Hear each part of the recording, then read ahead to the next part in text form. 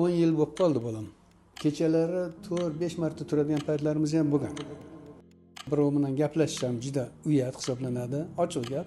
Bu narsadan hattoki men o'zim ertalablar oshga borishga uyalardim.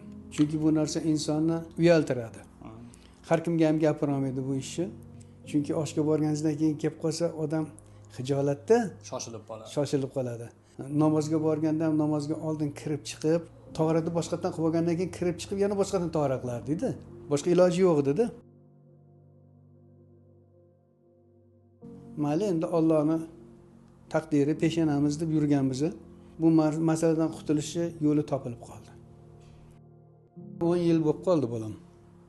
10 yilcha boshlangan bo'lsa, o'sha paytda biror bir masalada gaplashish juda og'ir bu masalada. Birov bilan gaplashishim juda uyat hisoblanadi, ochiq gap. Chunki bu narsa insonni ko'proq hadiksiratadi, uyaltiradi. Har kimga ham gapira olmaydi bu ishni. Lekin biz hattoki kechalari 4-5 marta turadigan paytlarimiz ham bo'lgan. Lekin shunga qaramasdan, mayli, endi Allohning taqdiri, peshonamiz deb yurganmiz. Axir bu masaladan qutulishni yo'li topilib qoldi. Yo'li topilganda juda xursand bo'ldik. Biz ochiq gap, mana Ma'rifjon bilan gaplashdik, Doniyorjon bilan gaplashdik. O'sha gaplashgan paytimizda bu yigitlar menga juda hammasini batafsil tushuntirib berishdi. Nima, qanaqa, qandoq. Bu narsadan hattoki men o'zim ertalablar oshga borishga uyalardim. Chunki oshga borganingizdan keyin kelib qolsa odam xijolatda shoshilib qoladi. Namozga borganda ham namozga oldin kirib chiqib, tahoratni boshqatdan qilib olgandan keyin kirib chiqib yana boshqatdan tahorat qilardi-da. Boshqa iloji yo'q edi-da. Yo, alhamdulillah, mana bu ishlarni hammasini bitirishgan bo'lsa, mana 3 oy bo'lib qoldi. 3 oydan beri ancha yaxshi. Kechasi tursak bir marta turamiz. 2 marta turganimni bilmayman hozir, ochiq gap. Bir marta turganim bilaman. Yo, shundan beri yaxshiman, alhamdulillah. Allohga behisob shukr. Avvalambor Alloh shifo berdi, lekin bu yigitlar sabab bo'ldi. Shifoni Alloh beradi. Bu qilib o'tgan ishlarga Alloh xayr va baraka bersin. Chunki bu musulmonlarning, mo'min musulmonlarning qiladigan ishida bu yigitlarning hissasi juda katta. Agar bular shu ishni, masalani ochiq oydin to'g'rilab ko'rsatib berib bizga mana shunaqangi masala yuzasidan yordam berishmaganda bizning holimiz ancha qiyin bo'lar edi. Yo, alhamdulillah. Juda ko'pchilik, bitta men emas. Bitta men desamcha uyat bo'ladi. Ancha-muncha mo'min musulmonlar foydali bo'ldi, manfaatli bo'ldi. Kelib ko'rib ketishdi. Men o'zim ham ko'rdim ularni hammasini. Yaxshi, alhamdulillah. Lekin juda xursandman. Ancha o'zim kelib qoldim bolam.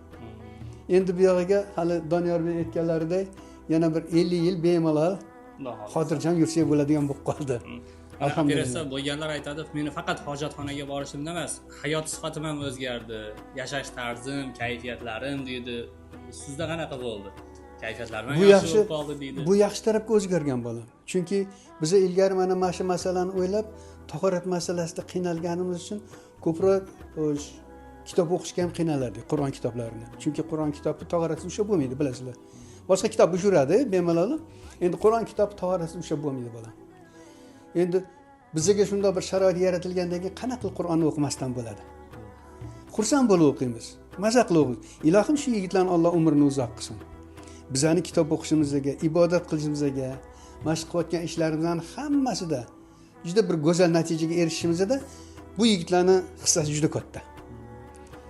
Ilohim, men juda xursandman. Avvalambor bularni Alloh ish qilib o'zi mukofotlasin, darajasini ko'tarsin. Qiyomatda ish qilib bular kutmagan joydan daraja berishini Alloh nasib qilsin. O'sha mukofotlarni olganda shunday bir go'zal natijalarni bergan shu yigitlarni Allohim xayri barakali qilishini nasib qilsin. Avvalambor Xudo, qolaversa bandasi sabab bo'ladi bolam. Mana bu operatsiya haqida qayerda ko'rdingiz yoki eshitdingiz, shu haqida gapirib bering. Men buni YouTube'dan ko'rib qoldim. YouTube'ga chiqqan ekan, o'sha yerda ko'rib qoldim. Bir ikkita qirg'izistonlik yigitlar ham kelishgan ekan, operatsiya qilib o'tgan paytida menga tasvirini ko'rsatib qolishdi. Namangandagi filialda bo'lsa kerak bu, ha? Shu oddiyda. Yo'q, men borgan joyim o'sha gaplashgan joyim, telefon qilib gaplashgan joyim Namanganda. YouTube'dagi ko'rsatilgan Qirg'izistondan 3-4 ta yigitlar kelib o'shani tomosha qilib o'tirishgan paytda mana Qirg'izistondan bizning yigitlarimiz kelishgan, oramiz yaqin, masofamiz uzoq emas degandan bilib qolganman men. O'shandan bilganman.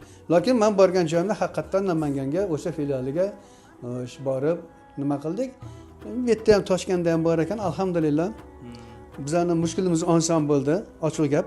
Siz mana Toshkentdan Namanganga borib operatsiya qildirdingiz-da? Qildirmoqchi bo'lganman. Ha. O'sha Namanganga borib operatsiya qildirmoqchi bo'lganman, lekin bizga o'tgandan keyin Toshkentda ham ochiladi, filialimiz bor deyishgandan keyin men Toshkentga qaytib keldim. Toshkentga qaytib keldim, lekin shu yerda uchrashdik Ma'rufjon bilan. Alhamdulillah. Yo, shu bilan ishimiz oson bitdi. Mana birinchi marta ko'rgandan keyin qancha kunda qaror qabul qildingiz borishga? Taxminan 2 hafta ichida. 2 hafta. Ungacha hamma videolarni ko'rib chiqqandirsiz. Yo'q, hammasini ko'rmadim. O'tdan to'g'ri qo'ng'iroq qilib Namanganda yigitlar bilan gaplashdim. Shu masalani ko'rganimizdan keyin o'zi Namanganga borib qoldik biz to'satdan. Ish bilan. Ish bilan borib qoldik-da, o'tda gaplashib o'tirib bu yigitlar bilan uchrashganimizdan keyin Toshkentda bizning filialimiz bor deb qolishdi bular. Ha, filial bor ekan-ku dedi, keyin o'tdan, chunki biz o'tda agar operatsiya qildiradigan bo'lsak, bolam mashina minib kelishim qiyin edi. O'shani hisobga olishdi bular. Doda mashinada kelgan ekansiz, ketishingiz qiyin bo'ladi, chunki o'tirish mumkin emas undan keyin deyishdi. O'shaning uchun bo'lmasa Toshkentda qila qolamiz deyishgandan keyin men Toshkentga qaytib keldim. Yo'q, shu yerda uchrashib, shu yerda ko'rishib, mana Ma'rufjon boshchiligida, Alloh rozi bo'lsin, mana Doniyor bilan o'zlari operatsiya qildilar. Yo, yaxshi, juda. Operatsiyadan keyin necha kun yotdingiz, necha kunda javob berdi? Ko'pchilik ishonmayapti-da, 2 kunda shifo topish qanday qilib, yo 3 kunda qanday qilib? Yo, endi mana misol uchun bu yerda shunday bir narsa borki, bolam operatsiya qilgandan keyin operatsiyani o'zi 1 soat, 1,5 soatda bo'ladigan narsa. U ko'p cho'zilmaydi. Endi o'shani oldini olib bu yigitlar bir kecha kunduz olib qolishyapti. Yotgani yaxshi, o'zini ehtiyot qilgani yaxshi. Xo'p, mana operatsiya qildingiz. Undan keyingi hayotingiz mana yaxshilandi dedingiz. Bu kimga tavsiya qildingizmi atrofingizda? Qildim. Bizning o'zimizdagi atrofimizdagi bir ikkitaligi hoji buvalar bor. O'zlaridan bekitadan gap emas bu. O'sha hoji yigitlarimizni ko'pchiligi shu kasal bilan kasallangan o'zi. Ochiq gap. Chunki bu yillar davomida kelib chiqadigan kasalda bu. Birdan kelmaydi bu. Mana shu turib sekin yig'ilib qoladigan narsa. Endi o'sha yig'ilib qolgan narsani birdan olib tashlash hech iloji yo'q. Endi bu ishda, bu yo'nalishda bu yigitlarni aralashmasi katta manfaat beradi. Agar shular shu ishga aralashib mashina bartaraf qilishmasa, ancha-muncha odamlar qiynaladi bo'lam. Avvalambor shu yigitlarning Alloh umrini uzoq qilsin, ishlariga rivoj bersin, topganlariga baraka bersin. Men juda xursandman bularning qilgan ishidan ham, ko'rsatgan xizmatlaridan ham. Ikki dunyo ish qilib hech qachon kamlik ko'rishmasin. Men ochiq gap bu yigitlarni tavsiya qilganim sababi boshqa joylarda ham bor bunaqalar. Kim biladi? Rangko'r holso'r degan narsa bor bizda islomda. Bizga bu yigitlar bilan bir marta gaplashganimizdan keyin o'zi shu narsaga ishonch hosil qildiki, hali masjidda operatsiya qildiraman degan narsa. Bo'lmasa boshqa joylarda ham bor. Endi kim biladi?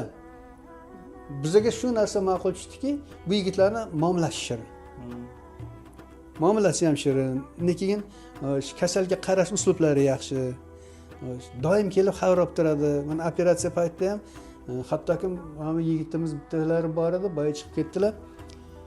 O'sha yerda o'tirdilar. Ertalabgacha o'tirdilar. Alloh rozi bo'lsin bolam. Boshqa operatsiyalarda mana doktor qilgandan keyin ketadi. Sanitarlar qoladi yoki bo'lmasam feldsherlar qoladi, yo boshqa narsa qoladi.